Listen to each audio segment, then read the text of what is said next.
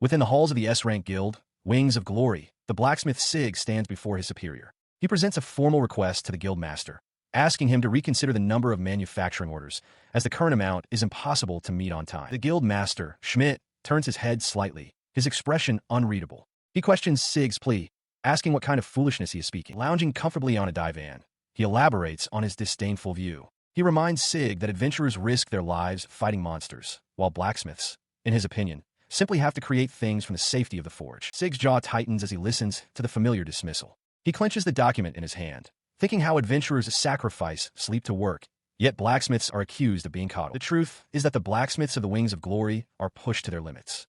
Guildmaster Schmidt accepts an endless stream of low-paying external jobs on top of their internal duties, imposing an excessive and grueling quota upon them. He knows his pleas will go unheard.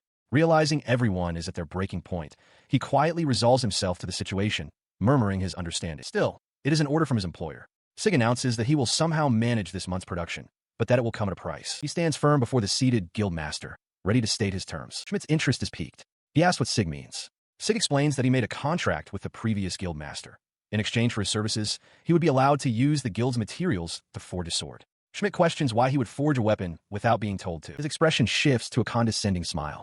He tells Sig that a blacksmith's job isn't to forge blades tailored to individuals. He dismisses the notion entirely, telling him to simply make what the request forms demand. He dismisses Sig's ambition to forge a minor weapon as a useless dream, coldly advising him to abandon it quickly. Sig grits his teeth, his frustration palpable. The guild master, finding him annoyingly persistent, questions if he truly intends to defy his orders.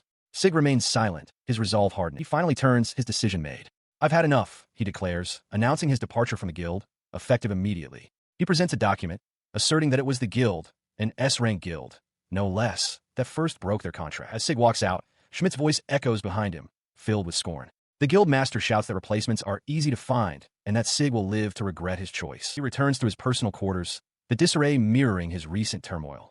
He surveys the clutter, muttering to himself about the state of the room. He begins to gather his belongings, reflecting that his body couldn't have sustained that grueling lifestyle much longer anyway. Deciding to pack everything into a magic bag, he starts with his collection of books and tools. With his possessions secured and his sword in hand, he steels himself. His final stop before leaving for good is the workshop. The guild's forge is a sprawling, industrious space. Fellow blacksmiths are scattered throughout, each one engrossed in their own tasks at long, tool-laden workbenches. As he steps inside, one of the few remaining craftsmen, a young man named Torque, greets him with surprise.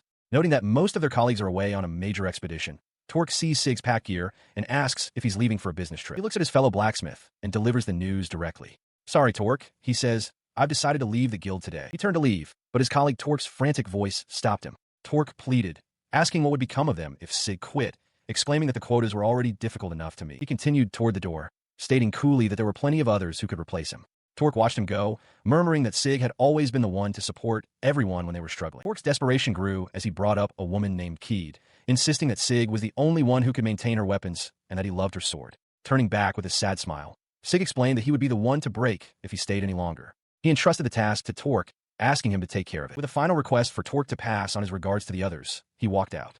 The heavy door slammed shut behind him, cutting off Torque's final, shouted plea. Sig was gone, leaving the workshop for the city streets beyond. Now alone, he walked through the city, reflecting on the impulsive decision to quit. He wondered what to do next, knowing only that returning to the guild was no longer an option. The end had come, but a new beginning was not yet in sight. The savory aroma of grilled meat wafted through the air, drawing his attention to a nearby food stall where a bearded vendor tended to skewers over an open flame. He approached the counter, and the vendor greeted him with familiarity. Sig ordered 2 skewers of cubad meat, prompting the vendor to ask what brought him there at this hour. As they spoke, a young woman working at the stall held up a large cleaver. She commented on its fine quality, noting it was made by a skilled smith and that Sig himself had been the one to sharpen it for them. She marveled at how incredibly easy the cleaver was to cut with. Hearing this, Sig smiled, pleased with his work, and offered her a piece of food to taste as a way of thanks. Finding a seat by a fountain in the town square, he took a bite of the skewer and was struck by how delicious it was, with all the juices perfectly sealed inside.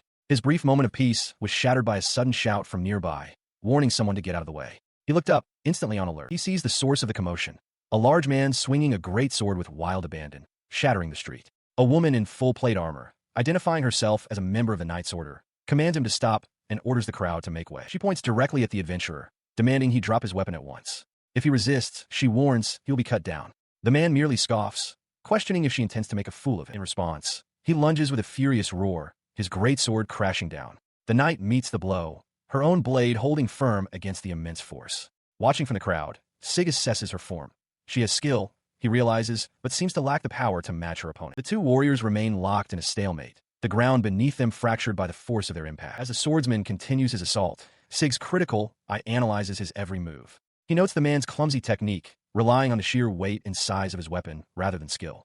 He concludes that the knight should be able to handle such a brutish opponent. The prediction proves false as the adventurer's greatsword shatters against the knight's defense, the blade breaking into pieces. But to her astonishment, her own weapon suffers the same fate.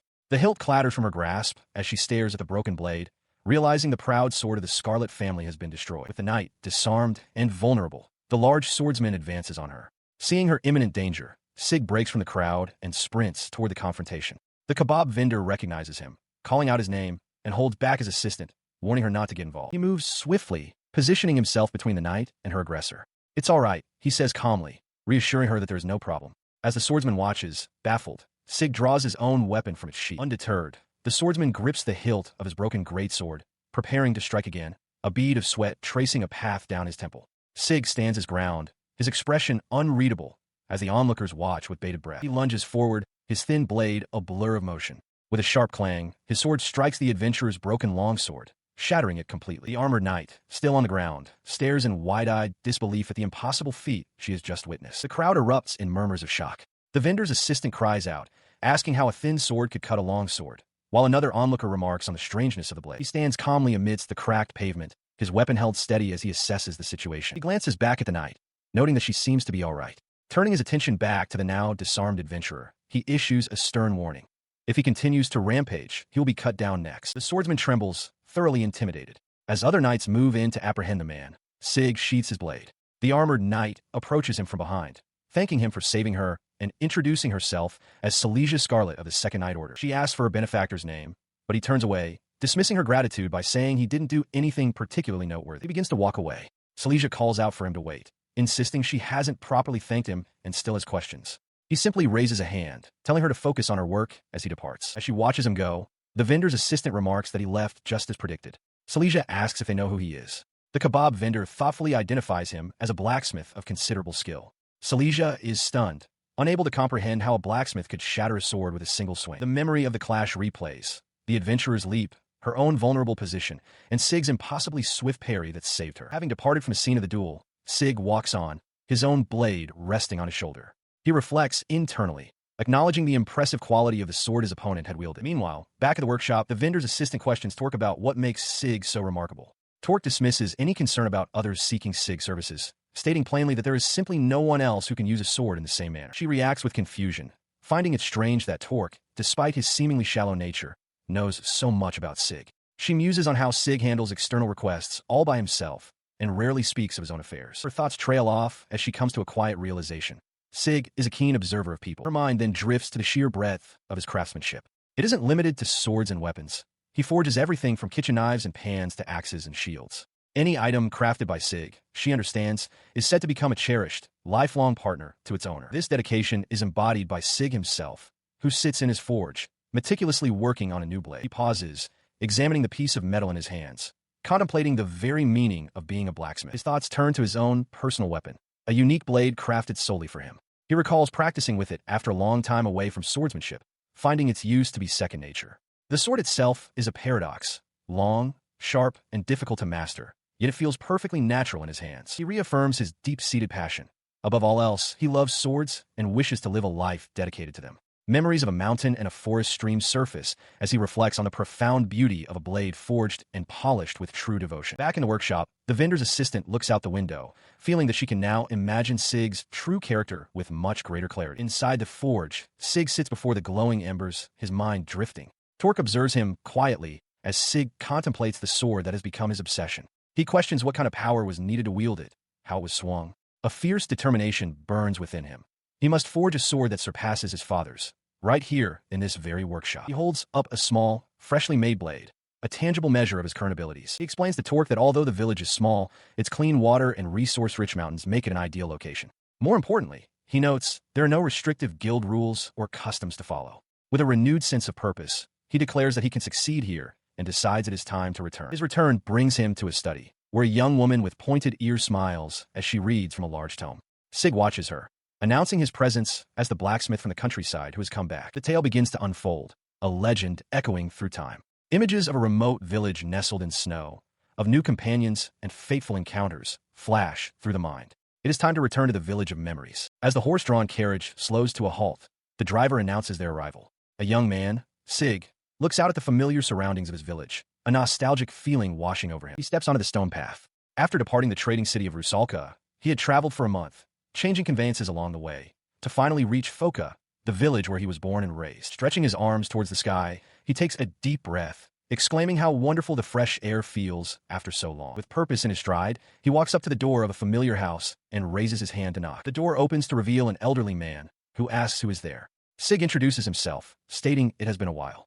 The man, the village chief Barris, stares in shock before crying out Sig's name, remarking that he's grown so much he was almost unrecognizable. Now seated inside at a large table, Barris leans forward, asking with disbelief if it's true that Sig has quit. As the old chief processes the news, a woman with long, light hair explains the situation to a young girl outside. She clarifies that the guild's policies didn't suit Sig. Despite completing a massive number of requests, he was never permitted to forge a single blade. Sig elaborates on his own reasons, his gaze distant. He explains his ambition is to forge a sword that surpasses his own father's work, and he believes this village is the one place where he can create the best sword possible. He acknowledges Barris's unspoken concern about who in the countryside could possibly evaluate his work.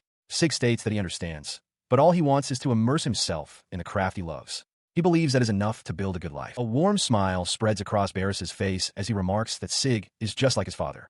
He asks if Sig intends to live in his old family home and workshop, which still remain. Sig's eyes light up as he eagerly confirms that he would love to live there. He sat across from the village elder, who explained that Foka's current blacksmith was getting old. The elder then formally asked if Sig would be willing to take on the role of the village's new blacksmith. His face lit up with determination. He assured the elder that everyone would be thrilled to have a former S-rank guild blacksmith working for them. With confidence, he declared that he could forge anything from blades and sickles to farming tools, telling the elder to leave everything to him. The elder sighed, softly in relief. He recalled that in the past, Sig could only do polishing work, and expressed his gratitude that Sig was now willing to take on such a request. Suddenly, the elder's tone shifted, and he sharply told Sig not to speak of such things, the force of his words seemingly rattling the nearby fence. Later, pushing his way through the dense woods, Sig found his path. He realized with a sense of purpose that it was still there. He emerged into a clearing to find a wooden house, overgrown with weeds and thyme. As he approached the door, he noted the thick cobwebs clinging to the entrance. Inside, the workshop was just as he remembered, but coated in a thick layer of dust and draped in cobwebs. He stood silently, taking in the state of his old home. He looked around, wondering if his father's sword might still be somewhere, though he doubted it. The nostalgic scent of iron and ash filled the air. Startled by the dust, he threw open the windows, deciding the living quarters definitely needed to be aired out. Surveying the equally dusty furniture in the next room, he recalled being scolded for not cleaning and resolved to get to work. With a flash of light, he used a skill to instantly whisk away the dirt. Bagging the remaining trash, he prepared to head outside. Outside, he came upon the two girls from before. Noting their similar appearances, he asked if they were sisters. He then explained that he had returned to the village after 15 years and had received permission from village chief Barris to stay, though he felt he was still being tested. He listens as the older girl explains that they saw him at the village elder's house and came to offer a greeting. He confirms that this is indeed the case. She then formally introduces herself as Liliana and gestures to the younger girl, identifying her as her sister, Atra. Liliana adds that they work as farmers and hunters in the area. He expresses his surprise, remarking on their youth and the difficulty of such work. As he considers the challenges of hunting, Liliana notices the state of his workshop and offers to help him clean, acknowledging it looks like a difficult task. He seems hesitant, asking if they are certain they want to help with his house. Liliana reassures him that it's perfectly fine, though her sister Atra quietly adds that it is supposed to be their day off. Once inside the dusty workshop, she turns to her sister, bucket in hand, and asks if she is truly all right with lending a hand. As they prepare to work, Sig, now with a cloth covering his mouth and nose, tells them he will handle the heavy work. A swirl of energy emanates from him, lifting dust and debris into the air. The girls stare in astonishment, questioning what kind of magic this is, stunned by his ability. In a brilliant flash, the cleaning is complete. The workshop is now spotless. Sig throws his arms up, declaring the job done, and the two sisters cheer with equal enthusiasm. He turns to them with a smile, expressing his gratitude and saying he couldn't have done it without them. As a thank you for their help with the cleaning, he offers to make them something. His offer surprises Liliana, who recalls that the village elder had mentioned he was a blacksmith. Her sister, Atra, looks on with a puzzled expression, asking what a blacksmith does. He explains that his job is to create weapons, holding up a glowing piece of metal he's working on as an example. As he speaks, he notices Atra touching a sheathed sword nearby and gently warns her not to draw it, as it could be dangerous. The warning startles her. Her eye widens in admiration, a single thought echoing in her mind. It's beautiful. The object of her admiration is a newly crafted tool. Sig explains that while he is a blacksmith, he can make other things besides weapons, including a full set of tools. Liliana seems pleased by this revelation. Hearing this, Atra tugs on her sister's sleeve and asks Sig if he can make a kitchen knife. She makes a plea, explaining that she wants one for her older sister. Liliana is surprised by the request, but Atra insists that she wants to be able to help. He considers her words. Liliana confirms that her sister always uses a kitchen knife, but the one they have at home is meant for adults and is a bit too large for her. She elaborates that because of its size, Atra can't apply much force, making it difficult to use. The younger sister looks down, quietly asking if her request is impossible. But Sig reassures them with a warm smile, saying it's no problem at all and that it's a kind thought. Relieved, Liliana apologizes for always troubling him, but he simply tells her he can have it ready for delivery the next day. With bows and words of gratitude, the two sisters depart, heading home through the nearby woods. As evening settles, he stands alone in his new workshop, feeling the exhaustion from moving and cleaning. He decides to rest, but a moment later finds himself at his workbench, having laid out his tools without conscious thought. He pauses, puzzled by his own actions. His hands move on their own, picking up a piece of material. He reflects that, even after days of inactivity, his body hasn't forgotten the motions. He recalls his time at the guild, thinking that while that work was just a job, he now understands that every artisan has their own unique approach and dedication to their craft. With renewed focus, he begins his work, weaving magic into the process as a luminous sigil forms around the material. He muses that while some artisans use magic for efficiency, it was forbidden at the guild. He realizes that because of this, his skills have improved far beyond where they were when he first started. He wipes sweat from his brow, the heat from the forge intense. The process is meticulous, heating the base metal to approximately 800 degrees, then forge welding it. He applies a mixture of iron oxide and sand to the heated metal, hammers it, and folds it, layering the materials together. Once the base metal and steel are perfectly bonded, he begins to shape the blade, extending it into the form of a kitchen knife. A look of deep satisfaction crosses his face as he admires the progress. He sits back, taking a moment to rest by the cooling forge. He reflects on the simple pleasure of his craft, realizing that this is true freedom, doing what he loves without being bound by time. His work for the night complete, he rises and wipes his brow, a faint, weary smile on his face as he steps out of the workshop. He returns to the forge, unable to stay away. He carefully inspects the blade, using tongs to hold it steady while applying a finishing touch. He gazes at it, lost in thought. Despite the late hour and the physical exertion, he realizes he isn't tired at all. On the contrary, he feels invigorated by the work. He plunges the glowing blade into the quenching trough, steam erupting with a sharp hiss. Holding the newly finished knife, he inspects its form and balance, deciding it is finally ready. To test its edge, he takes a piece of produce and prepares to slice it. But with a single, impossibly smooth motion, the blade passes not only through the item, but through the entire kitchen counter and cabinets behind it, which promptly collapse.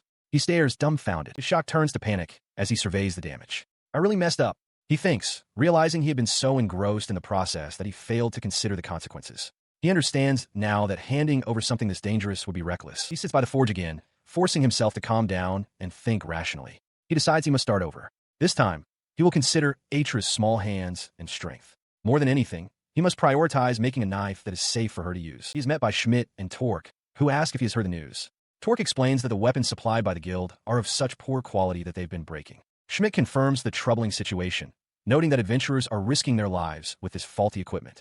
As he listens, Sig's hand tightens with resolve. His expression hardens with purpose. He understands that he must be the one to properly supply the guild. His thoughts drift to a room where Atra lies slumped over a table, fast asleep amidst a sea of scattered documents, evidently having worked to the point of exhaustion. Little by little, their efforts are taking shape. A woman with long, light blonde hair opens a door, her expression softening as she sees her visitor. She asks if he is Sig, the blacksmith. Standing outside in the evening air, Sig confirms his identity. She smiles warmly, introducing herself as Cynthia, Atra's mother. In response, Sig formally introduces himself, holding a cloth-wrapped package. He mentions that he heard she and her daughter were looking forward to the kitchen knives he was commissioned to make. He then reveals, with a slight hesitation, that he has already completed the work. Cynthia expresses her surprise, noting that it hasn't been very long since the request. As she glances at the package, he confirms that the knives are indeed finished. Stepping inside, Sig is greeted by Atra, who calls out his name. He explains to her and Liliana that he has brought the completed knives and asks if they would like to try them out. Both girls eagerly agree, asking to use them right away. Sig hands over the two wrapped knives, one for Liliana and one for Atra, who thank him gratefully. Atra and Liliana carefully unwrap their new tools. They hold the kitchen knives, their expressions becoming serious and intensely focused as they inspect the blades. Their silent, unblinking concentration makes Sig uneasy, He begins to wonder if their lack of an immediate, joyful reaction means they are displeased with his work. His concern is quickly put to rest. Liliana stammers an apology, explaining that she was simply staring because the blade was so beautiful. Sig looks relieved to hear this. Aitra agrees, marveling that she has never seen such a beautiful kitchen knife before. She turns to her mother, Cynthia, and eagerly asks if she can try cutting something. Cynthia smiles, suggesting they get a daikon radish for her to test it on. Aitra grips the new knife, her brow furrowed in concentration as she presses down hard on a cutting board. From behind her, Sig calls out, telling her to wait, that she's putting too much power into it. He rushes to her side, startling the three of them at the table. Aitra looks up from her task, confused. Leaning over her shoulder, he gently checks on her, asking if she's hurt. He then instructs her to try again, this time using only the weight of her hand to guide the blade. The blade glides through with effortless precision. Liliana marvels at the clean cut, and Aitra agrees, noting that while its sharpness is controlled, the knife is remarkably comfortable to handle. Liliana voices her complete agreement. Still examining her own blade, Liliana turns to Sig with a question. She asks how he could have possibly crafted them so perfectly without taking any measurements. He smiles, revealing that he assessed them the moment he first shook their hands. Her eyes widen in astonishment. He explains that for a blacksmith, a simple handshake is enough to discern a person's grip, hand shape, size, and even their overall physique and muscle distribution. This information allows him to craft a perfectly tailored tool. As Liliana processes this, Aitra offers a heartfelt thank you. Clutching the knife to her chest, Aitra beams, promising to take great care of it. Watching her unbridled happiness, Sig reflects internally that this sight alone is a craftsman's greatest reward. His mind drifts back to accepting this request at the guild. He believes that as long as he can see the user's face, he can envision how to make the perfect tool for them. The two custom knives, a testament to this belief, gleam. He recalls the process, admitting to himself that he truly enjoyed the work. He remembers a time when his guild, the Wings of Glory, was known by a different name.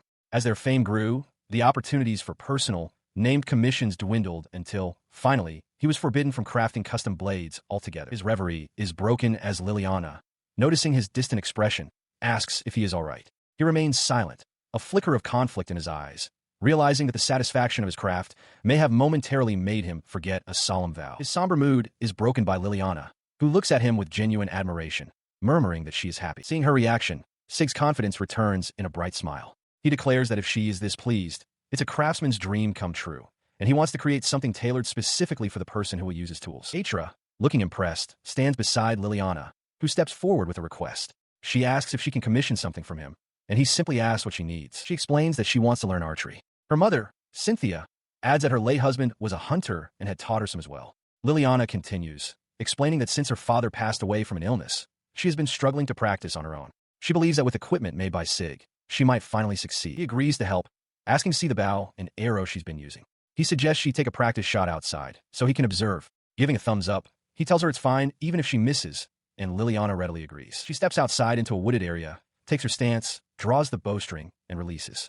The arrow flies true, embedding itself firmly in the trunk of a nearby tree. He watches her form, complimenting her skill. He notes that while her aim is accurate, her lack of power prevents the arrow from penetrating deeply. Pulling the arrow free, he notices the fine edge on a small knife she carries and has an idea. Perhaps he can craft arrowheads that can pierce effectively without requiring great strength. He nods, a thoughtful expression on his face, and tells her he understands now. He promises to get to work on it right away. Overjoyed, Liliana thanks him profusely. Sometime later, at his workshop, the sounds of a forge can be heard. Inside, Sig is already hard at work. Shirtless and sweating, he wipes his brow, thinking to himself that this is a chance to show what his skills are truly capable of. In the background, his silhouette works before the glowing forge, and newly crafted arrowheads cool in a trough of water. He carefully sets his tool aside, the forging process complete. Outside his workshop, he takes a moment to rest, a tray of newly finished arrowheads laid out before him. Inspecting one of the finished arrows, he admires his own work. A look of satisfaction crosses his face as he holds up the perfectly crafted piece,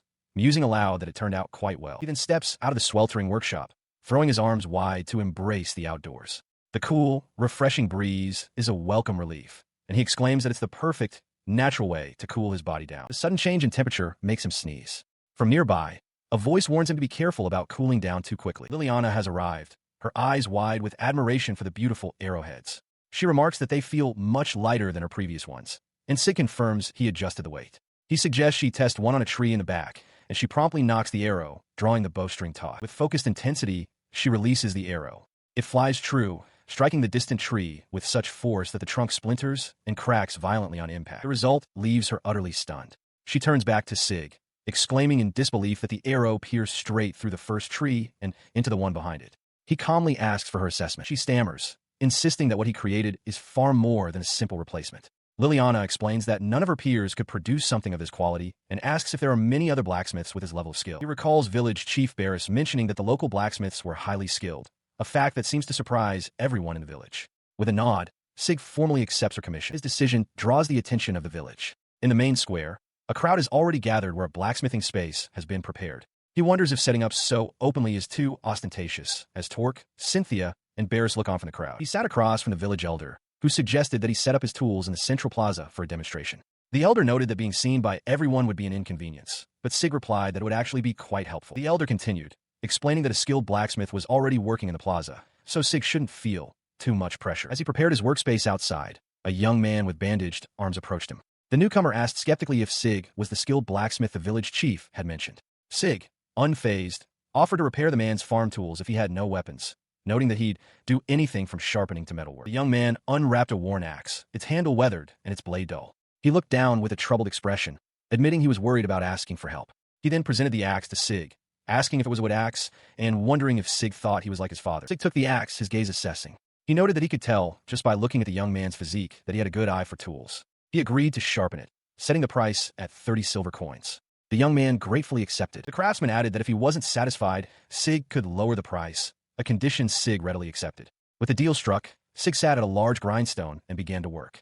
The young man watched, complaining that the sound of sharpening tools was annoying. Suddenly, the grindstone erupted in a blinding flash of light and energy. The sheer force of it startled the young craftsman, who stumbled back, shouting in alarm and asking if it was safe to sharpen it so fiercely. Sig calmly replied that it was fine. As sparks flew, Sig focused intently on his work, noting that the blade's thickness was slightly off but posed no real problem.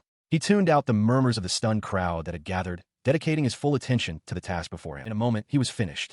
He presented the perfectly restored axe to its owner, asking for his verdict. The young craftsman was speechless, marveling at the result. He became ecstatic, begging to use it immediately, convinced it must be impossibly sharp. A confident smile spread across Sig's face.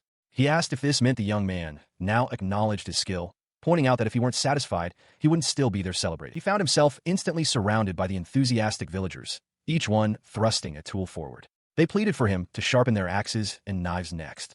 With a welcoming smile, Sig agreed, promising to help them all in turn. Meanwhile, in a lavishly decorated room, a figure of authority spoke. He introduced himself as Schmidt, the guild master of the Wings of Glory, and formally thanked his guest for attending. He gestured with an open palm, his demeanor calm and welcoming as he continued to speak. His guest, a knight in full armor, listened intently. Schmidt inquired about the purpose of her visit, boasting that his wonderful guild had a full roster of S-class adventurers. He then added that there was someone in particular he wanted her to meet. He posed a question, asking her to guess the identity of this person, someone capable of forging a blade. As he spoke, the scene shifted back to the village square. Schmidt's voice identified the individual, a blacksmith named Sig. The young man stood confidently among the crowd, a newly sharpened polearm resting in his hands. Silesia Scarlet stands over Sig, her own sword shattered. She declares that with every sword she wields, the emptiness in her hands grows, a feeling that began the moment he broke her blade. With a single swing, he had cut it down. Her gaze falls upon the weapon in his hand. She wants that specific katana. Later, seated comfortably, Silesia recounts her history. Since the age of 6, she has wielded a sword, becoming intimately familiar with them through her training in the royal sword arts. She clenches her fist, admitting that while she knows she shouldn't desire any other type of weapon, an uncontrollable impulse to wield that katana brought her here. She speaks with Schmidt, the guild master, who delivers unfortunate news. Sig left the guild 2 weeks ago. Schmidt attempts to reassure her, mentioning that the guild has other excellent, dedicated blacksmiths. Schmidt concedes, however, that while others can forge minor items that exceed expectations, it is clear that a blacksmith with Sig's particular skills is rare. The guildmaster also observes that Silesia seems to have an unusual affection for Sig's katanas. Silesia presses the point, asking if there is truly another blacksmith who can forge a blade more magnificent than his. Schmidt turns away, a flicker of frustration on their face as they recall dismissing katanas as just another weapon, a mere tool to be used. Meanwhile, in his own workshop, Sig is hard at work. He quenches a freshly forged blade, listening intently. He muses that the different cooling speeds create variations in the blade's shrinkage, resulting in a subtle expression he calls the blade's voice. He pulls the completed blade from the quenching trough, steam billowing around it. He lets out a breath, his focus entirely on his creation. Upon closer inspection, he notes that the extra time he invested has paid off. A beautiful, wavy Hammond, the temper line, is now clearly visible along the blade's edge. The finished katana rests on a display stand. Sig reflects that it has been 2 years since he forged a blade with such meticulous care. Though his days leveling up at the guild were productive, he knows he is still far from reaching the skill of his father. He stands in his workshop, holding the completed katana. As he does, a vision of dark spider lilies and black feathers fills the space, a startling sight witnessed only by Liliana, who looks on with wide-eyed concern. As he stands there, a faint blush on his cheeks, he wonders how his father ever managed to reach such a level of mastery. With this new insight, he feels a renewed conviction that he cannot stop his pursuit of swordsmithing now. To wash away the fatigue of his intense work, he soaks in a large, tiled bath. He reflects that unlike the guild's facilities, which are only for a quick rinse, having a proper bath is a rare luxury in the village. The warm water soothes his body and mind, allowing him to finally relax. This moment of peace came an hour after Cynthia and Liliana found him. Cynthia had remarked with concern that he was covered head to toe in soot. He apologized, explaining that he had been sequestered in his workshop for 5 straight days. Liliana then stepped forward, offering him a large cut of boar meat as a gift. He accepted the food as Cynthia explained that, thanks to him, she was able to secure a good position. He replied that he was glad to have been of service and thanked her for the thoughtful gift. Later, in the kitchen, he admires the fine cut of meat. Deciding that if one's heart is satisfied, the next step is to satisfy the stomach, he resolves to prepare it. He plans to poke holes in it, rub it with salt and pepper, and let it cure for 3 days, confident his skill will bring out its most exquisite flavor. Sometime later, Liliana, now dressed in new hunting gear with a bow and a hooded cloak, greets Sig as he heads out. She asks if he is going hunting, and he confirms it, remarking that her new equipment suits her very well. Flustered, she quickly changes the subject, asking about the meat. He replies that he hasn't eaten it yet. He intends to smoke it. Liliana expresses her surprise, asking if he means he's going to salt cure it for preservation. He clarifies that preservation is not his goal. Leaning in closer with an intense expression, he passionately explains that smoking makes meat delicious. He describes it as a profound culinary art where the flavor changes depending on the wood chips and temperature. He then invites her to watch as he is about to begin. He leads her to a large wooden box set up outside. When she asks what the large object is, he proudly reveals that it is a large-scale smoker that he built himself. He explains the process to Liliana, detailing how he'll light the hickory chips and hang the meat inside to absorb the fragrant smoke. He tells her it will take 5 hours and to come back then. With a look of slight surprise, she agrees, and he closes the smoker door with a soft click. 5 hours later, Liliana returns, her anticipation clear. Sig opens the smoker, revealing the finished product. The large cut of meat has transformed, now a beautiful glossy brown. Liliana marvels at its appearance, exclaiming that it looks delicious. He tempers her excitement, however, by explaining that it needs to be dried for another 2 days before it will be ready to eat. Liliana is visibly taken aback by the additional waiting period. 2 days later, the wait is finally over. Sig emerges, proudly presenting the fully prepared meat to Liliana and a newly arrived Atra. He announces its completion, and Atra cheers, thrilled that they can finally eat. He initially suggests sharing it with everyone and asks for Cynthia's whereabouts. Liliana, however, can't wait any longer and insists the 3 of them eat now, calling it a gift from her mother. Seeing her eagerness as an opportunity to bolster the faith of his followers, Sig agrees to the smaller meal. As they prepare, Cynthia arrives with Atra, holding the platter. She praises the meat's refined smoky scent and rich color. Sig explains that since it's already seasoned, he will simply sear it. He places 2 thick slices on a grill, and a delicious aroma fills the air, captivating Liliana and Atra. With the meat perfectly seared, the 3 of them sit down at a small outdoor table. Together, they give thanks for the meal before them. He takes the first bite, and his expression immediately changes to one of profound satisfaction. The rich, smoky flavor of the hickory permeates his senses, a deep and savory taste that fills his mouth. The meat itself is a masterpiece. The natural sweetness of the rock pig's lean meat is perfectly complemented by the rich fat that melts into it, creating a wild yet refined flavor. This exquisite taste is shared by his companions. Both Liliana and Atra are visibly stunned into a blissful silence, their expressions conveying the sheer deliciousness of the meal as juices drip from the meat. His cooking elicited pure delight. Liliana, with a blissful expression, declared the meat delicious, crispy on the outside and perfectly juicy within. Atra, her cheeks full, could only agree. Liliana added that it was the best grilled meat she had ever tasted. She marveled at how smoking could transform the same cut of meat into something so exquisite. Sig, looking pleased, casually asked if she had previously thought of it as mere preserved food. As Atra beamed with joy, he watched them, a satisfied smile on his face. Liliana, however, seemed unable to stop herself, blushing as she continued to eat. The 3 of them continued their meal in the yard, enjoying the food and the pleasant afternoon outside the rustic workshop. He had worked tirelessly day and night, and the fatigue was immense. The smoked meat, paired with a fine wine, was a truly delicious reward. But there was more. He presented another large cut of the smoked meat, declaring it to be just as irresistible. Atra's eyes widened in excitement, her hands reaching for the table. Her enthusiasm was boundless, as she immediately called out for a second helping. He cheerfully asked if she wanted more grill. As the meal continued, Liliana's tone turned more serious. She addressed Sig, noting that he had been focused on blacksmithing since his arrival, and asked what he intended to do with all the items he had created. He confessed that, honestly, he hadn't thought beyond the act of creation itself, finding satisfaction simply in forging the blades. Now, however, he was curious about how the guild would evaluate his work. He mused that there was likely no one in the immediate vicinity who could even wield such weapons. Hearing this, Liliana extended an invitation. She proposed he join them on their trip to Umold, explaining that they travel there regularly to sell their crops at the market. With a confident smile, she added that she was certain his smoked meats would sell just as well. As they continued their meal, Sig inquired about Umold, asking if it was just a small town. She clarified that while it used to be small, Umold has since grown into the most vibrant town in the region, though she admitted it had been 15 years since she last visited. Liliana then revealed that she and Atra were already planning to leave the village in 2 days, and proposed that if Sig could successfully sell the things he loves to create, he could continue living his ideal life. Seeing the logic, Sig agreed to the plan. Hearing this, Atra voiced her concern about monsters on the road, but Sig reassured her with a confident smile. He explained that while he could certainly handle them, he didn't make a habit of it, hinting that he was more than just a blacksmith. Atra looked on, her expectations clearly raised. Liliana expressed her gratitude, explaining that the monster threat had caused frequent disruptions, leading to shortages of vegetables. She confessed that his presence was a great comfort, and asked if he would convey their plans to her mother. He readily agreed. 2 days later, the group prepared to depart. Cynthia greeted them warmly, then turned to Sig and inquired about his cargo. He gestured to a small pouch at his side, explaining that it was a magic bag and contained everything he needed. The revelation left both Liliana and Atra wide-eyed with surprise. Cynthia, equally taken aback, could only stare. Sig then gestured to a large, empty wooden cart, offering to transport their luggage as well. With their preparations complete, Sig announced their departure, remarking that it had been a long time since he'd been to Umold.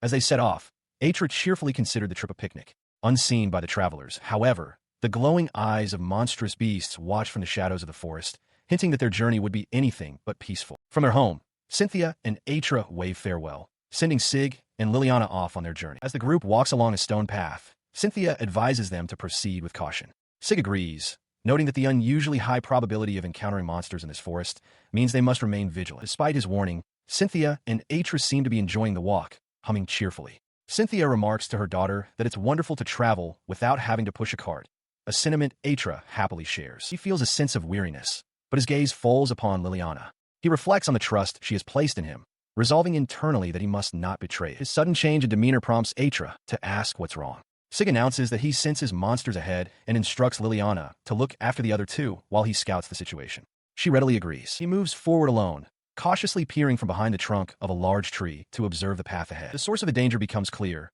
A pack of 3 large, aggressive wolves with flowing manes stands directly in their path. From his concealed position, Sig identifies the creatures as green wolves. He notes that they haven't noticed him yet, but they're blocking their route, forcing him to consider retreating to devise a new plan. However, Liliana steps forward with a determined expression, announcing that they will subjugate them. She explains her reasoning. With the green wolves this close, it is better for the nearby village to eliminate the threat now. She concludes with confidence, stating that since Sig is with them today, they will succeed. She instructs Atra and her mother to hide, while she and Sig handle the threat. Sig, readying himself, promises to live up to her expectations. With a concerned expression, Liliana simply tells him to be careful. In the tree line, the pack of green wolves observes, not yet realizing they have been spotted. Without hesitation, Liliana knocks an arrow and draws her bowstring taut, while Sig rushes forward to engage the beast head-on. Her arrow streaks through the air, a blur of motion that finds its mark with explosive force. As the projectile pierces a wolf, Sig marvels at the incredible cutting power of the arrowhead. He barely has time to react as a second wolf lunges, but another of Liliana's arrows intercepts the beast mid-air. Sig can only watch, impressed by her flawless timing. With the immediate danger past, he praises her incredible skill. He had known she was good, but her quick judgment and pinpoint accuracy against the creatures were impressive enough for a seasoned adventurer. He wipes his blade clean as Liliana deflects the praise, attributing her success to the quality of the arrows he made. She explains that their stable trajectory is what allowed her to make such precise shots. Sig, in turn, reflects on the importance of proper maintenance to preserve a weapon's sharpness and prevent rust. Her hand then moves to her quiver, drawing another arrow. Surprised, Sig asks if she intends to use it now. She clarifies that the arrows are meant to be disposable, and using them frequently would be too costly. However, because they were a gift from him, she feels compelled to use them with great care. This sentiment is a stark contrast to the philosophy of another figure, a dark-skinned elf who once served as an S-rank adventurer and guild blacksmith. This individual believed that such arrows were tools to be used and discarded, asserting that if they break, A blacksmith's job is simply to forge new ones. Liliana examines one of the arrows, a thoughtful expression on her face. Sig explains that he prefers crafting for people he knows, as he can immediately fix any minor imperfections he might find. She looks at him, asking if he is certain. Her expression softens into a smile as she declares him the #1 craftsman of her workshop. Nearby, Atra beams with joy, thanking him profusely. He accepts her offer with a confident smile. Internally, he reflects that he may have just found a free forge to use in the area. As they continue their journey through the woods, a loud growl echoes from Atra's stomach. She admits she's hungry, and Cynthia suggests they rest nearby. Having found a suitable spot, Cynthia proposes they all share a meal. Sig begins to unpack a basket, readying their provisions. Liliana and Atra excitedly admire the spring vegetable sandwiches, remarking on how delicious they look. The sight makes Sig realize he had forgotten to prepare his own lunch. Liliana turns to him, asking if he'll be making something as well. He decides to prepare something as a gesture of gratitude. He produces a small, portable smoker, explaining the simple process. Hickory chips on a dish at the bottom, a rack above, and then layers of cheese and slime sheets. Liliana expresses her surprise, questioning if he intends to smoke food right then, concerned that it will take too much time. He assures her it will only be a quick smoke. Just over 10 minutes later, the lid is lifted, releasing a plume of fragrant steam. With a pair of tongs, he lifts the block of cheese, its color now perfectly golden. He declares it a success while the others enjoy their meal. The final result is a platter of 4 glistening, freshly made smoked sandwiches. He proudly announces their completion. As the group settles down to eat, they offer a collective word of thanks for the meal before them. Sig takes his first bite. Cynthia expresses her amazement at the meal's high quality, thanking him for using the vegetables she had struggled with. Liliana enthusiastically agrees, praising the delicious smoked flavor, while Atra comments on the rich aroma of the cheese. The sandwich is a complex creation, featuring buttered bread, spring vegetables, scrambled eggs, and smoked potatoes. He savors his own handiwork, realizing that the sweetness of the smoked ingredients has perfectly mellowed the saltiness of the cheese. After their satisfying meal, the group rests. Sig gazes toward their destination, thinking to himself that they are almost there. Resuming their journey through the woods, Liliana suddenly points ahead with excitement, having spotted something in the distance. Her excitement is justified. The massive outer wall of the city of Burlt looms before them. As he approaches the gate, Sig is taken aback.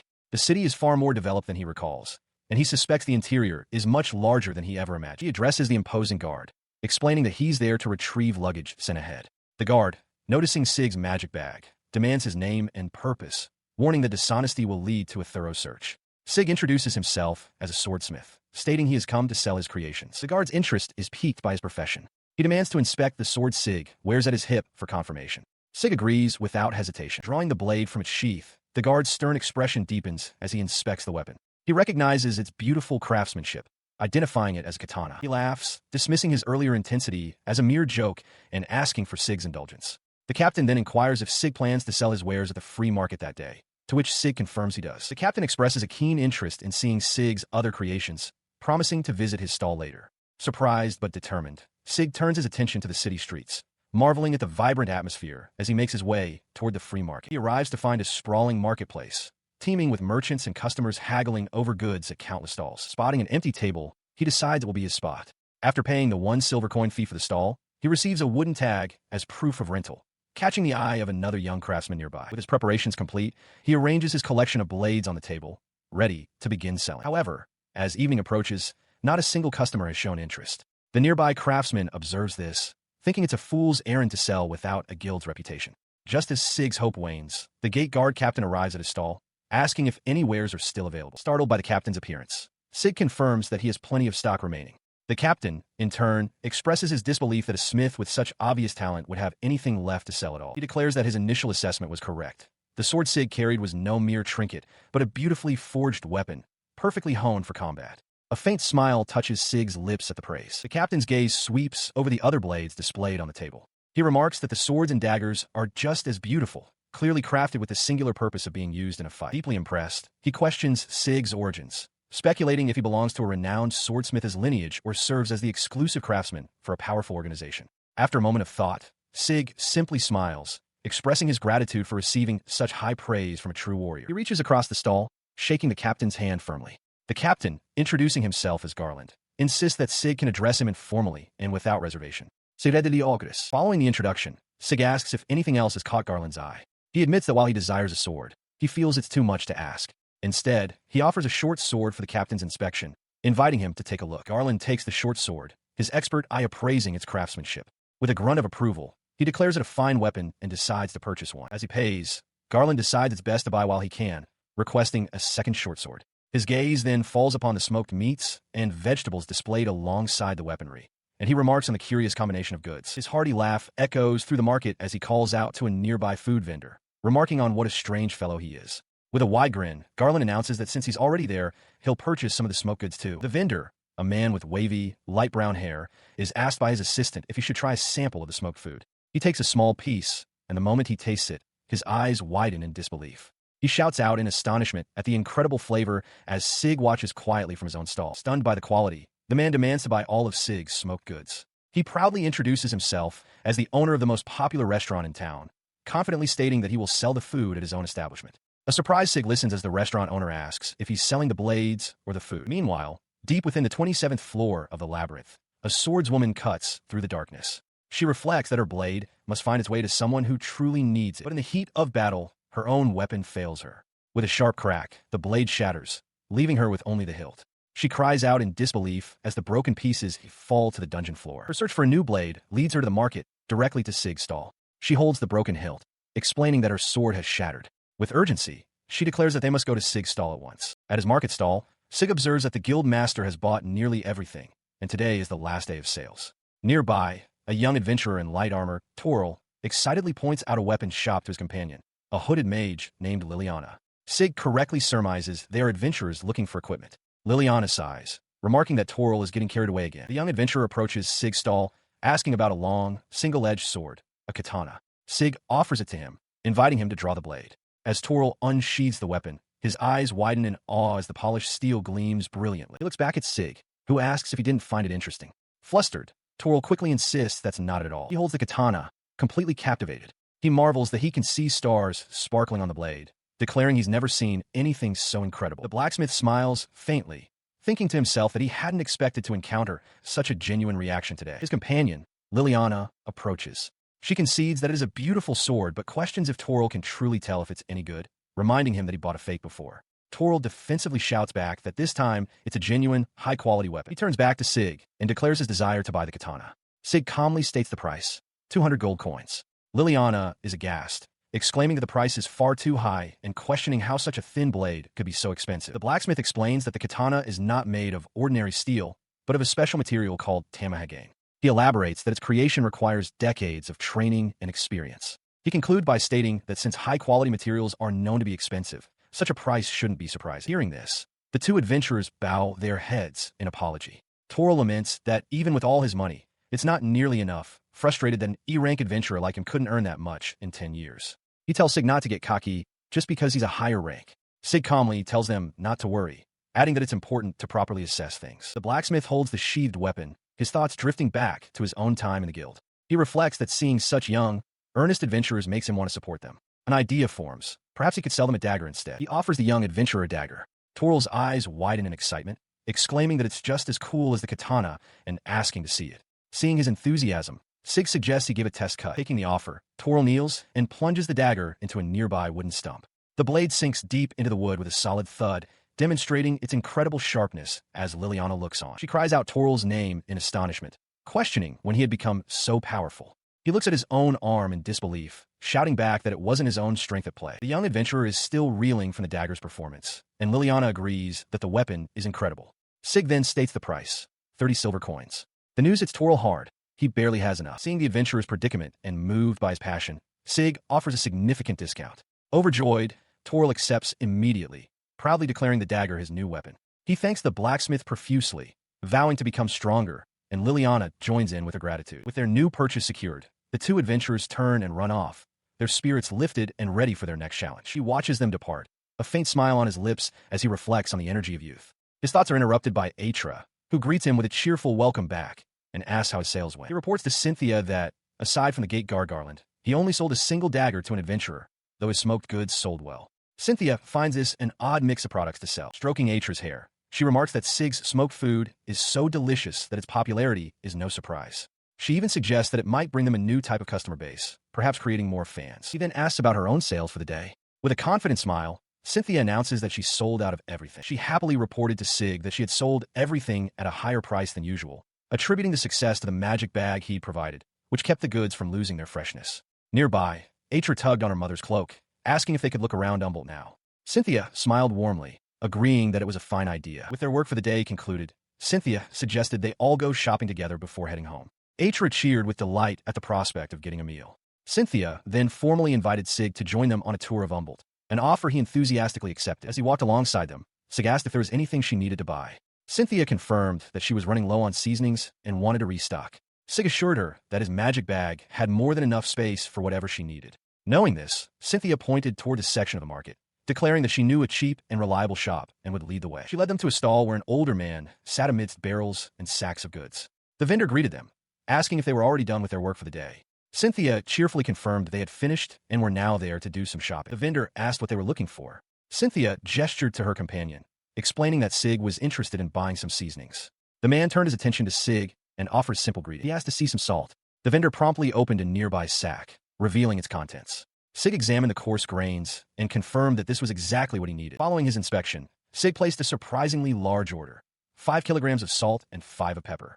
Cynthia expressed her shock at the quantity, wondering aloud why he needed so much. The vendor, however, understood immediately, noting that such fine ingredients were essential for smoking meats. He then offered to sell Sig some wood chips as well. The vendor presented his selection of wood chips for smoking: oak, apple, and grape.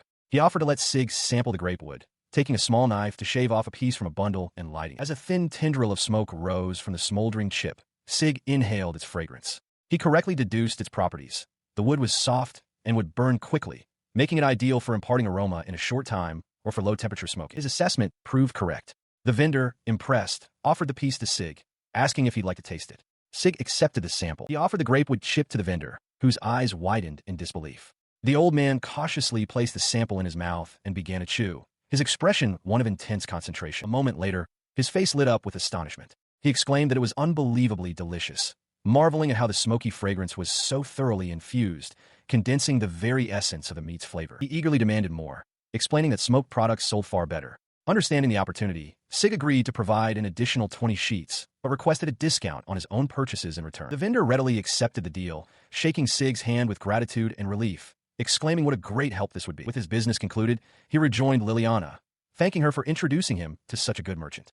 She smiled brightly, replying that it was her pleasure and noting that he wouldn't have found the place alone, crediting both herself and Atra for the successful outing. Just then, a loud growl echoed from nearby. It was Atra, who looked up with a plaintive expression and announced that she was hungry. Her complaint drew his attention to a nearby food stall. He turned back to his companions, apologizing for having made them take this detour. Before he could suggest a place to eat, Cynthia stepped forward, raising 4 fingers to a street vendor and ordering 4 of his wares. She then turned to Sig, explaining that his payment was already taken care of. It was a gesture of thanks for using his magic bag to preserve the freshness of their crops. A little taken aback, he accepted her kind offer. Moments later, the group sat together at a small table. Liliana and Atra took their first bites of the fluffy potato snacks, their faces lighting up as they savored the delicious treat. Sig takes a bite of a rustic, fried potato dish, remarking on how delicious it is. The simple food reminds him of his past, a treat his father would always buy for him from a similar street stall run by an elderly woman. He stands with Cynthia, Liliana, and Atra, the warmth of the food coloring his fond memories of his time with his father. The group sits together at an outdoor table under the glow of festive lights. As the evening deepens, so does their shared happiness, punctuated by Cynthia feeding a small piece to Atra. His stomach now full, Sig announces that it's probably time to head back to their village. Cynthia readily agrees. On the way back, he carries a sleeping Atra on his back. The young girl rests peacefully against him as Cynthia and Liliana walk alongside them through the quiet streets. Meanwhile, in another part of the city, a warrior with long black hair and feline ears makes her way through an alley. She is on a martial pilgrimage from the east and has little interest in the city itself.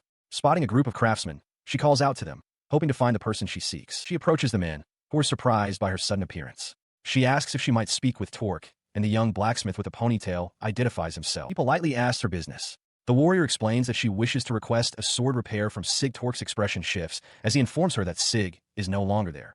He quit the Wings of Glory guild a week ago. The news stuns her. Her composure shatters. She grabs Torque by his shirt, demanding to know why Sig would quit. After a moment, she collects herself, apologizes for her outburst, and declares she will go to the guild master's place before hurrying away. Moments later, she stands before Schmidt in his office. The guild master greets her as Keed, noting she seems tired. Ignoring the pleasantries, Keed demands that he tell her the detailed reason for Sig's departure from the guild. She listened as guildmaster Schmidt explained that Sig was a selfish blacksmith. He claimed that after being told to simply do his job without complaining about minor details, Sig had gotten angry and quit the guild on his own terms. Nearby, The blacksmith Torque overheard the exchange and silently questioned the guildmaster's story. He couldn't believe that someone with Sig's immense talent would be assigned trivial work without a good reason. Keed, unimpressed, questioned if this was appropriate behavior for a guildmaster, noting the disrespect of belittling a blade in front of a warrior who wields one. Schmidt scoffed, retorting that the guild had plenty of S-rank blacksmiths they could call upon. "And who among them will tend to my blade?" she demanded, her hand moving to the hilt of her wakizashi. As she drew the weapon, a dark aura flared around it. She explained that her sword's construction was completely different from the blades of this kingdom, and that no other blacksmith could properly maintain it, accusing him of failing to understand the profound importance of a warrior's tools. Startled by her intensity, Schmidt watched as she sheathed her blade. "I understand," she said, turning away. "I will handle this request myself." She announced her intention to find Sig, and as Schmidt protested that it was a designated guild request, she was already out the door. Her mind was set. She had to find Sig, get her blade serviced, and complete her mission. Inside his workshop, Sig takes stock of his recent sales, holding a long-handled tool in his hands. He notes that while 3 short swords were sold, not a single farming tool found a buyer. With a serious expression, he declares that it is time for a review session. He reflects on the past 15 years of development in the area, concluding that the local demand may have shifted from agricultural implements to weaponry. This realization is contextualized by the village's location.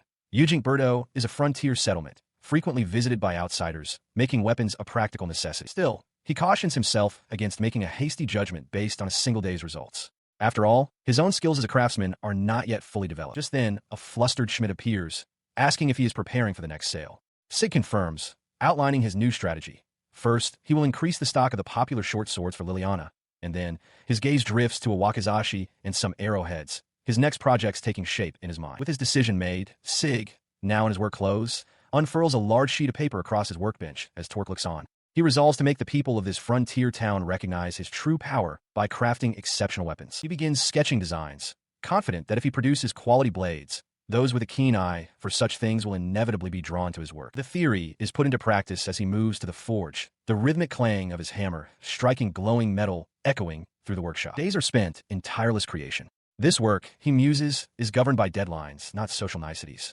Wiping sweat from his brow, he admits that after a solid week of this intense labor, exhaustion is setting in and his mind is growing foggy. 1 week later, the forging is complete. Sig stands in his now clean workshop, a quiet weariness on his face as he looks over his neatly arranged tools. He decides to take a short break. The weather has grown warmer lately, and the constant travel between his home and the workshop has become monotonous. Stepping out onto the porch, he stretches his arms high above his head, resolving that a walk is in order. His walk leads him toward a field where he spots Liliana and Atra. They greet him, and Liliana asks if he's out for a stroll. She mentions that she hadn't seen him recently and correctly guesses he was holed up in his workshop. He confirms this, explaining he was crafting items to sell at the upcoming free market. She gently chides him, acknowledging his passion for his work, but urging him to step out more often. Her tone is laced with concern as she admits to worrying that he might collapse from overwork if left alone. He smiles, understanding her concern, and agrees. Changing the subject, he asks what the two of them are up to. Liliana explains they are weeding the vast field, a task she admits is quite difficult. He gazes across the expansive field, wondering how they manage such a large area. Seizing the opportunity, Atra asks if he will help them. He cheerfully accepts, thinking that some weeding would be a welcome diversion. As he kneels and pulls weeds from the soil, a wave of nostalgia washes over him. He muses to himself about how long it has been since he last did any farm work. Noticing his contemplative mood, Liliana asks if this is something he did in the past. He confirms that he did, but only briefly during his childhood. The memory is bittersweet, as it was before his mother passed away. A vision of his younger self working alongside her in a field flashes through his mind. Realizing she may have touched on a sensitive topic, Liliana quickly apologizes. He waves it off with a gentle smile, telling her there's no need to apologize and that he's well past the age where such memories would upset us. Then, Cynthia approaches them.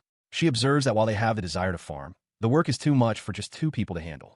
With a warm smile, she makes a proposition that they should all work the farm together. He listens as Cynthia clarifies the terms. She and the others would manage the field, and he would only need to assist in his spare time. Surprised, he questions if such a method truly exists. In response, Cynthia explains that this is a common arrangement for farming families. She adds that having a man to help with the initial clearing is a great asset, and extra hands are always needed during the harvest. Still processing, he asks what benefit this arrangement offers her and the others. She smiles warmly, explaining that having him accompany them to One Belt again would be a significant help.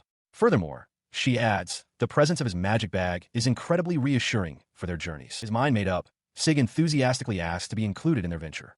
The request is met with immediate joy. Atra throws her arms up in celebration, thrilled to be working with him, and Liliana expresses her own happiness at the prospect. A warm smile spreads across his face. 3 days later, Liliana finds Sig. She asks if he is available to begin the farm work early the following morning. He confirms his availability and asks what task awaits them. With a cheerful point, she announces that they will be harvesting the spring cabbages. Early the next day, Sig arrives at the field to find Liliana and Atra waiting by a large cart. They exchange cheerful morning greetings, and he comments on their energy. Liliana explains that she's accustomed to rising early and is eager to get to the field for the harvest. As they proceed, a look of concern crosses his face. Liliana, noticing his expression, asks if something is the matter. He simply replies that he was curious about something. His gaze sweeps across an immense field stretching to the horizon, blanketed entirely by rows upon rows of vegetables. He asks in disbelief if all of them are spring cabbages. The morning dew glistens on the leaves like jewels. The outer leaves are magnificent, while the inner core appears tender and soft. He realizes he has never seen such a beautiful cabbage in his life. He knelt in the field as Liliana explained how to identify a ready cabbage. She instructed him to judge by the size of the head and to test its firmness with his hand, noting that an ideal one has a good springiness to it. As she deftly plucked one from its stalk, he realized that one too hard or too soft was no good. Some were as tough as iron. Liliana demonstrated the proper technique. Tilt the head, push aside the outer leaves, and slice the root with a knife. Understanding, Sig announced he would try it himself, asking where the core was located. He successfully harvested his first cabbage, his face lighting up with a brilliant smile as he held it aloft. Atra and Liliana praised him, remarking that he was quite skilled for a first-timer. His attention then turned to Liliana and Atra, who were harvesting with astonishing speed and efficiency. He watched, impressed, as Atra noticed his gaze and proudly stated that her master was amazing. After some time, he sat down to rest, catching his breath. The day had passed in a flash, and he felt a pleasant sense of accomplishment from the hard work. His brief rest was interrupted when Liliana called out, asking him to store the harvested cabbages in his magic bag to preserve their freshness. Atra and Liliana then began tossing the vegetables towards him, which vanished as they entered the bag's dimensional opening. He marveled at the bag's convenience, realizing it was the perfect way to keep the produce fresh and delicious. Feeling a bit guilty for receiving such a useful tool, he was reassured by Liliana that it was fair compensation for his labor. Grateful, he resolved to help more proactively from then on. As the day's work concluded, Cynthia invited him to stay for dinner, a meal made with the very spring cabbage they had just harvested. A magnificent feast was laid out before them, and Sig, impressed, thought he could never prepare such a luxurious meal himself. They all sat down to eat. He took his first bite, and his eyes widened in shock. The cabbage was unbelievably sweet. He takes a bite, and his eyes widen in astonishment. The cabbage is incredibly crisp and sweet, completely unlike any he has tasted before. It's such a fresh ingredient that he can feel his entire body delighting in it. Liliana, holding a basket of bread, explains that spring cabbage has naturally soft leaves and a strong sweetness. The sweetness has been slowly simmered into the stew, drawing out not only the flavor of the spring cabbage, but the umami of the other vegetables as well. With renewed vigor, he eats enthusiastically, making appreciative sounds as Cynthia, Liliana, and Atra watch him with warm, gentle smiles. As they enjoy their meal together outdoors, Cynthia asks if he has business in the city of Umold again. He confirms this, stating he plans to head there in about 2 days. Meanwhile, in another part of the region, a young man with wavy hair asks an unseen companion if they want to go with him, noting it's been a while since they've seen Toro or Garland. The other person readily agrees. Back at the farm, the meal has concluded. Sig stands with Cynthia, Liliana, and Atra by cart, preparing to depart. As they walk along the path away from the farmstead, he silently calculates that the round trip will take at least 6 hours and begins to think about how to get back more quickly. His journey leads him to a fortified gate within the city. He approaches one of the guards on duty and asks for Garland. The guard permits him to pass, explaining that it's just a patrol within the city. He directs Sig toward the East Street guard station just ahead, though he isn't sure if Garland will be there. Sig bows his head slightly and thanks him. He steps into a bustling market street. In the distance, he spots Liliana, Cynthia, and Atra walking up a set of stone stairs. He raises a hand, which begins to emit a soft, magical glow. He sets up his stall, arranging his swords on the wooden counter. He muses that if the area gets too crowded, he might have to change locations. As he works, his attention is drawn to something behind him. Turning around, he is met with the sight of a line forming. Confused, he asks what it is for. The man at the front, the very swordsman he had previously subdued, cheerfully asks if this is the line for his shop. Another person in the queue mutters that it would be embarrassing if they were waiting for the stall next door. The swordsman, along with the others behind him, confirms their purpose. He explains that they have all been patiently waiting for Sig to open his stall for business. His gaze travels past the first few people, revealing the true scale of the crowd. A massive queue stretches far down the street, a huge line of customers all waiting for him. He stares in utter shock, unable to comprehend why so many people have gathered. In the bustling street, Sig realizes a crowd has formed, all waiting for him to open his stall. He understands that Garland and Toril must have spread the word about his shop. With a welcoming smile, he addresses the waiting customers, assuring them he will be open for business momentarily. He gestures enthusiastically towards his neatly arranged wares, inviting everyone to have a look. A man with his blonde hair tied back is the first to step forward, eagerly requesting a short sword, a long sword, and, in addition, some of the awahashi jerky. Sig's eyes crinkle in a pleased smile, delighted by the immediate business. After the man pays 8 silver coins for the smoked jerky, Sig turns to the next customer, a woman waiting patiently. As he prepares to take her order, he briefly wonders about the quality of his own creations. Before she can speak, the blonde man interjects again, asking for 2 more smoked jerkies and some smoking powder. When Sig asks why, the man explains that he also needs a spear, or at least a knife or short sword. Another customer, a bearded man with a fur-collared cloak, then steps up and asks for smoked bacon. Determined, say Augustus. The man proclaims he's been waiting for this, calling it the phantom smoked good as he eagerly takes a jar. He tastes it, his expression one of pure bliss. He exclaims that it's delicious, the flavor deepening with every bite. The man explains that rumors of an incredibly tasty smoke product have been circulating in the Free City. Sig looks on, surprised to hear his food described as a phantom delicacy. His words make Sig realize the truth. The entire line of people is here for his smoked goods. A woman in the queue, a traveling merchant, remarks that this must be the work of the Gurmans from Unbelt. The crowd presses forward, asking if this is the place with the rumored smoked goods. One woman calls out an order for smoked nuts. Facing the eager mob, Sig holds up his hands to get their attention, clarifying that this is a blacksmith shop, not a smokehouse, but he will take their orders nonetheless. He had managed to sell a considerable amount of his smoked goods, but a sign now declared them sold out. In the end, not a single one of his swords had been purchased. His finely crafted blades lay untouched on the display table as a pair of eyes surveyed them from a distance. The lack of interest in his true craft left him sitting dejectedly beside his stall, unable to feel any joy from his earlier success. As he stewed in his disappointment, a calm voice greeted him. The newcomer asked for smoked goods, but Sig, without looking up, curtly replied that they were all gone and that he had come for nothing. The man simply smiled, his sudden, intense presence startling Sig, who stammered a welcome, unnerved by the stranger's unsettling demeanor. He clarified that he wasn't there for the smoked goods. In fact, he was the first customer of the day for Sig's primary trade. This revelation left Sig momentarily speechless. The stranger asked to see his sword, explaining that as someone from the Far East, he could recognize a quality blade when he saw one. Intrigued, Sig asked if he truly knew his way around swords. In response, Sig selected a sheathed katana from his collection and handed it over to the man. The customer took the weapon, his expression turning serious as he slowly drew the blade from its scabbard. Sig watched intently, his own posture straightening with anticipation. With the gleaming blade fully revealed, the man from the Far East held it with an expert's poise. At that moment, Sig understood. This was not a simple transaction.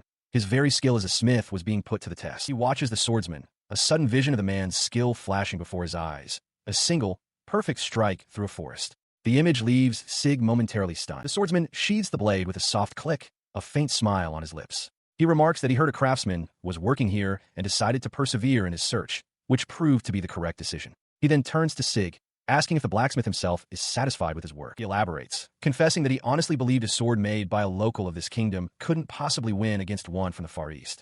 But now, he admits he was wrong, praising the work as magnificent. His gaze drifts to the sword's hilt. He declares it a first-class piece of work, the kind of quality rarely seen even in his homeland. Sig, slightly bewildered by the high praise, asks the man if he truly understands the significance of what he's holding. The swordsman simply turns, his expression unreadable. The swordsman clarifies that he doesn't actually know for certain, as he has seen very few blades from the Far East himself. He then poses a question to Sig, asking if the young blacksmith trained there. Sig denies this, explaining that he is merely trying to create a sword worthy of his father, who was his only teacher. The swordsman's interest is piqued, and he asks about this father. He explains that his father was once a swordsmith in the Far East. His name was Idalku. He asks if the swordsman has heard of him. The name clearly registers with the man, who realizes that any swordsmith named Idalku would have to be incredibly skilled. The swordsman's expression darkens slightly as a thought takes hold. If this blade is of such high quality, then the one he has in mind must be. He turns back to Sig's stall, a new resolve in his eyes. He states that there's only one person it could be, and instructs Sig not to go anywhere. He hears Sig calling out from a distance, asking if he is still there. The young blacksmith seems agitated, pleading with him to stop speculating and assuring him he won't say anything rude. The blacksmith presses on, his voice filled with urgency. He declares that he's willing to hear anything, even mere speculation, as long as it concerns his father. In response, the swordsman turns with a calm smile, holding the katana. He gently tells Sig that getting agitated won't yield any good information. He then hands the blade back to the blacksmith, suggesting they set aside the topic of his father for the moment and discuss business instead. Sig formally reintroduces himself as a swordsmith. The man from the Far East reciprocates, revealing his name is Murasame Ibuki, and that he is a merchant. Murasame gets straight to the point, asking Sig to sell him his swords. He explains his business plan, to sell Sig's blades in the Uju kingdom. He notes that without competition, he can set a high price and reap a significant profit, questioning why he would go to this trouble when he could simply procure a blade from his homeland. He answers his own question, revealing that it's difficult even for him to acquire such fine blades back home. He has been searching for a skilled local smith and believes he has found one in Sig, noting that the great daimyos of the military houses would pay handsomely for a master's blade. With this, he formally repeats his request to buy Sig's swords. Sig readily agrees, explaining that as a merchant himself who admires the culture of the Far East, he couldn't possibly refuse. Delighted, Murasame shakes his hand to seal the deal. He then moves on to the price, asking if 200 gold coins would suffice for the sword. The blacksmith is taken aback by the generous offer, thinking it's far more than a smith of his level deserves. Murasame misreads his surprise as dissatisfaction, assuming he finds the price too low. He reveals a heavy pouch of coins, assuring Sig he has the money and is willing to pay more for such high-quality goods. He then muses aloud, finding it strange that a craftsman of Sig's caliber isn't more renowned. Murasame then reveals that he has only just returned to this place after 15 years away. Curious, he asks Sig what he was doing before setting up his current shop. Sig explains that he used to be the exclusive blacksmith for the Lusarka Guild. He expresses his admiration for the guild's adventurers, finding them quite dazzling. He then places an additional order with Sig, 3 more iron swords and 10 daggers, asking him to set them aside for his next visit. Surprised by the large quantity, Sig questions if Murasame can really sell that many within 2 weeks. With a confident smile, he assures Sig that managing such sales is his expertise. Sig realizes it's pointless to worry about a professional merchant's capabilities. Later, as Sig returns to the city proper, he is greeted by Garland. The gate captain asks how the sword sales went, and Sig happily reports that he had a fortunate encounter and managed to sell them. Garland, turning to a nearby vendor, mentions that the merchant's name was Ibuki. The vendor confirms, adding that Ibuki had visited his stall many times to look at his daggers, and that he had even taught the enthusiastic merchant a few things about them. He turns his attention back to Sig, explaining he had come by to check on him, and expresses his gratitude that Sig found a good business connection. His tone then shifts as he asks if Sig has any smoked goods for sale, lamenting that they seem to be sold out elsewhere. In response, Sig offers him some smoked cheese, explaining it's a token of gratitude for the introduction to Ibuki. He hands a small, wrapped package to a surprised Garland, who gratefully accepts it. With the gift in hand, Garland waves farewell and departs, leaving Sig to manage his stall under the bright, clear sky. Moments later, the kebab vendor approaches Sig's stall, exclaiming that the rumors of a phantom smoked goods shop were true after all. Sig, taken aback, asks the man if he's heard that rumor too. The vendor puffs out his chest with a grin, proudly declaring that he was the one who started the rumor in the first place, all because of Sig. He explains that thanks to Sig, his own business has been thriving. He then asks about the smoked goods, only to learn they are sold out. Disappointed, the vendor makes a request that Sig save a portion for him the next time he comes for the Sunbelt Festival. C'est vrai de l'Ogres. He waves goodbye to Schmidt and Liliana in the Sunlit Town Square, a large, empty cart nearby, suggesting their business is concluded. With a final gesture, he turns to depart, leaving his companions behind. Back in his workshop, Sig reflects on his recent fortune. He recalls selling a knife and meeting a merchant who recognized his skill. Now, he wants to sell the blade he made for that merchant, Ibuki, anticipating a long and fruitful relationship. Elsewhere, Murasame Ibuki stands alone, his expression thoughtful. The night sky and the rooftops of the city appear in his memory, a quiet moment of contemplation under the stars. His thoughts turn to the weapon in his hands.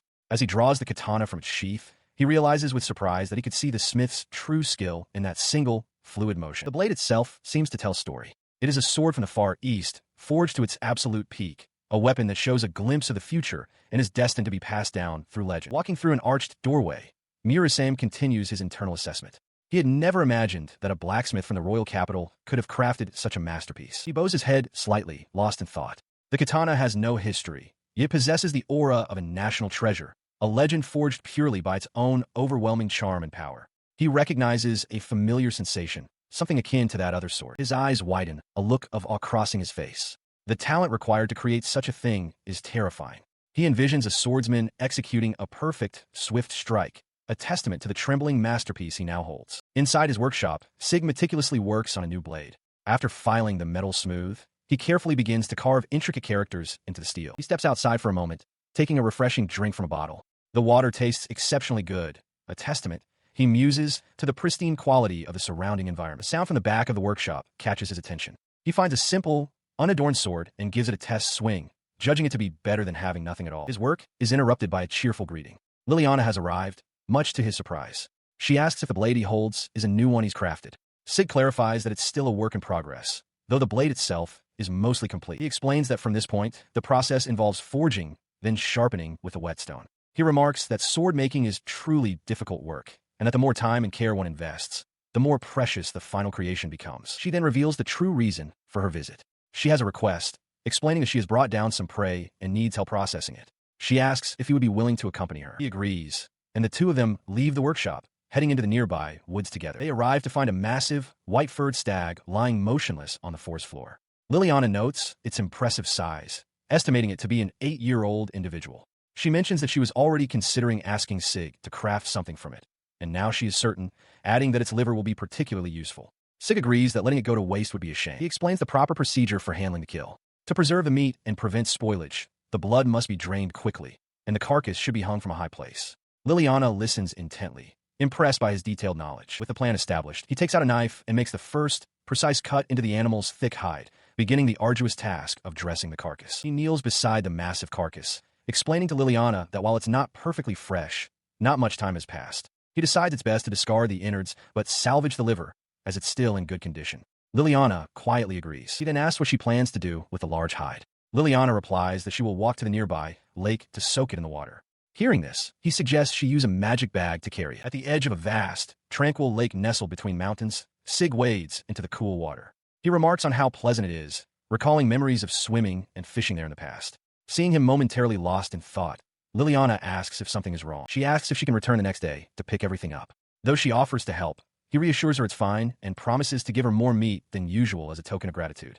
Liliana smiles warmly at his offer. Later, back in his workshop, Sig stands before two enormous, glistening cuts of thigh meat laid out on a table. He marvels at their size, estimating them to be at least 10 kilograms. The quality of the venison is exceptional.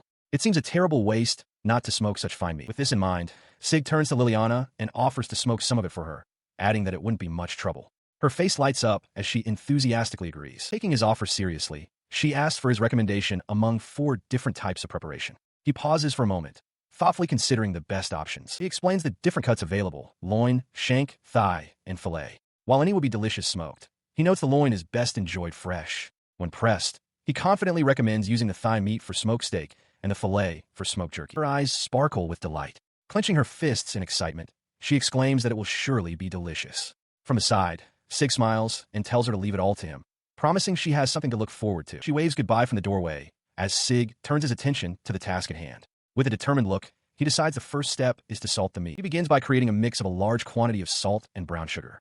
As he works it into the venison, he notes that the cut is much heavier than the meat he's used to, making even this initial salting a laborious effort. The process is meticulous. After rubbing the meat with the salt cure, he prepares a blend of spices including pepper, garlic powder, and paprika.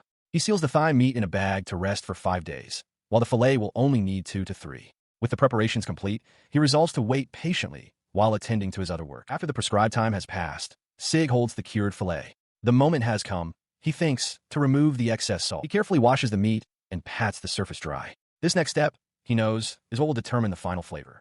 He places his hand over the meat, conjuring a magical sigil to envelop it in smoke. He watches as the meat darkens under the magical smoking process. It is this rich coloring, he muses, that truly whets the appetite. He hangs the smoked fillet to dry. To wait for so long for a single piece of food is a luxury. He considers a hobby that feels appropriate for his age. At last, the jerky is complete. He takes a piece, admiring its glistening texture before taking a bite. The flavor is perfect. The unique gaminess of the venison is not overpowered by the smoke, creating a wonderful balance. He thinks it would pair perfectly with beer or whiskey and makes a mental note to enjoy some later. A few days later, he lifts the much larger smoked thigh. He beams with satisfaction, impressed by its firmness. This cut, too, is a great success. The rich aroma of smoked meat wafts out of the workshop. Drawn by the scent, Liliana appears at the door, calling his name. Sig turns, holding the finished product, and confirms that the smoked venison he promised her is now ready. She gazes in awe at the glistening cuts of smoked venison. Sig suggests she try the jerky first, instructing her to tear it along the grain for the best flavor. She readily agrees. As she and Atra take a bite, Liliana's eyes widen. She declares it's incredibly delicious, with a rich flavor and a satisfying kick. Watching their delighted reactions, Sig thinks to himself that the jerky turned out well and would be a perfect accompaniment for Sig. He then asks if they would like to eat the thigh meat as well. Liliana is pleased by the offer, but wonders if their own lunch is ready. Sig confirms it is not. Atra tugs on his apron, asking if they can all eat together, and he warmly agrees. With the decision made, Sig returns to the kitchen counter to begin preparing the main course, while Atra and Liliana watch in anticipation. As he works, the kitchen door opens and Cynthia enters, announcing her return. She immediately notices the wonderful aroma filling the air. Sig turns to greet her, politely stating that he is intruding. She smiles warmly, explaining to Liliana that Sig had brought over the smoked venison he'd prepared. Turning back to him, Cynthia expresses her gratitude, insisting that she is the one who is always in his debt. His attention returns to the venison. As he slices into the thigh, he points out the beautiful cross-section to Liliana. He explains that while the exterior is firm, the interior has maintained a perfect pink hue, a difficult balance to achieve. He places a thick slice onto a hot surface, where it immediately begins to sizzle. He remarks that he's glad he came with an empty stomach. The aroma of the searing meat, infused with smoke, fills the air, whetting everyone's appetite. With a confident look, Sig explains that cooking the venison to medium rare will draw out its maximum juiciness. Behind him, Liliana and Atra finish setting the plates on the table. Moments later, the meal is served. The table is set for 4, laden with perfectly cooked venison steaks, a large salad, and drinks, ready for the feast to begin. With the meal served, the 4 of them sit around the table. Cynthia looks at the spread and remarks on how luxurious it is. Sig encourages them to eat, and both Cynthia and Atra express their gratitude before taking their first bites. She takes a bite, her eyes widening in surprise. Cynthia declares it delicious, noting a unique, mature flavor. Atra agrees, adding that the condensed umami gives it a sophisticated, adult taste. Sig watches their reactions intently. He then tries the venison himself. The rich juices sealed within the red thigh meat burst forth with every bite, filling his mouth with a profound umami flavor. The boiled carrots, in turn, offer an increased sweetness that perfectly complements the richness of the venison fat. And the crisp, refreshing cabbage neutralizes the fat, allowing the pure flavor of the meat to be enjoyed in a fresh state time and again. Atra beams, telling Sig that the side vegetables are also delicious and praising him for the effort he put into making them. This meal was the result of their combined efforts. Liliana had hunted the deer, and Sig had harvested the vegetables from his garden. Through the shared life, the distance between them all was slowly closing. The cycle of hunting, eating, and working was steadily becoming the foundation of their life together. The cabbage harvest had been arduous, but by selling a portion of it, they had also secured a source of income. After the meal, Cynthia stands before Sig in the quiet room. She thanks him sincerely for the delicious smoked meat, as she always does. She tells Sig that there is something else she would like him to make for her, adding that it's something she's always wanted. Sig readily agrees, telling her to just say the word. He then asks what she would like him to forge. Cynthia specifies arrowheads, requesting 20 of them. Atra, listening nearby, seems surprised by the request, thinking that arrowheads aren't typically forged items. He agrees to the request and asks if she has any spent arrowheads he can use. He explains that by using them as material, he can reforge them at a lower cost. Overjoyed by the offer, she confirms his words and rushes off to retrieve the old arrowheads immediately. In the days that follow, alongside the collaborative farming efforts with Cynthia's family, Sig also dedicates time to his forge, crafting weapons to sell and fulfilling custom orders. Sometime later, with the farm's harvest proving bountiful, Sig walks through the bustling town market. He reflects on his arrangement with the Blacksmith Guild and wonders how many customers he will attract today. He stops at a fellow blacksmith stall, purchasing a jar of supplies from Torque before setting up his own booth. It isn't long before a crowd gathers, each person clamoring for his attention. They all seek to commission a blade from him, insisting they're prepared to pay any price for his craftsmanship. Observing the commotion from a short distance, Murasame Ibuki remarks on the impressive prosperity of Sig's stall, noting that the forged goods are clearly the main attraction. Sig can only agree, amazed by the turnout. Ibuki points out the obvious. Despite the large crowd, not a single item has been sold. Sig, wiping sweat from his brow, nervously confirms this, overwhelmed by the sheer number of potential clients. Seeing Sig's predicament, Ibuki steps in, stating that this situation is also a problem for him and offers to help. He presents his own blade, asking which of the custom orders Sig is capable of producing. The swordsman began by questioning Sig, asking if the quality of the previous blade was better and if he had intentionally held back. A flustered Sig denied it. Murasame Ibuki observed that Sig's inability to read his customer's intentions was the root of the problem, making him easy to exploit. He then made a direct offer. He would buy all of Sig's current stock for 300 gold pieces and handle the resale himself, questioning if Sig would accept a lower price for the convenience. As Sig processed the proposal, Ibuki elaborated. He explained that the customers who had bought from Sig before had already sold his work for a profit. Now, they were returning with more materials, hoping to repeat the cycle. A confident smile played on Ibuki's lips as he laid out the situation. With the arrangement seemingly settled, Ibuki turned from the blacksmith. His demeanor shifted as he addressed the unseen crowd, proclaiming that while Sig's skill was excellent, a merchant who couldn't turn a profit should simply quit. With a theatrical flourish, he introduced himself as a thoroughly greedy merchant, ready to do business.